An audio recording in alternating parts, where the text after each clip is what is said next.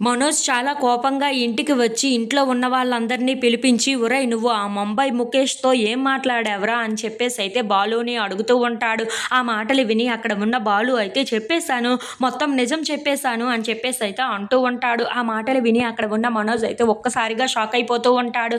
ఇంతలో అక్కడ ఉన్న రవి కూడా, "అవును, ఆ రోజు తాగేసి బాలు మొత్తం నిజం బయటకు పెట్టేశాడు" అని చెప్పేసి అయితే అంటూ ఉంటాడు. ఆ మాటలు విని అక్కడ ఉన్న సత్యం అయితే, "మీరు ఏం మాట్లాడుతున్నారో అర్థం కావటం లేదు.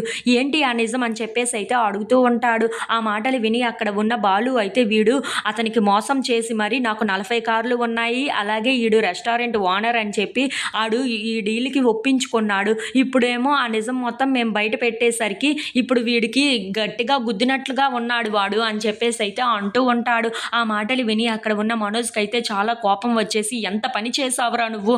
ఇప్పుడు చూడు ఎంత పెద్ద పొరపాటు అయ్యిందో. ఈ డీల్ ప్రకారం ఈ డీల్ గాని క్యాన్సిల్ అయిపోతే నేను వాళ్ళకి 50,00,000 వరకు ఇవ్వాలంట.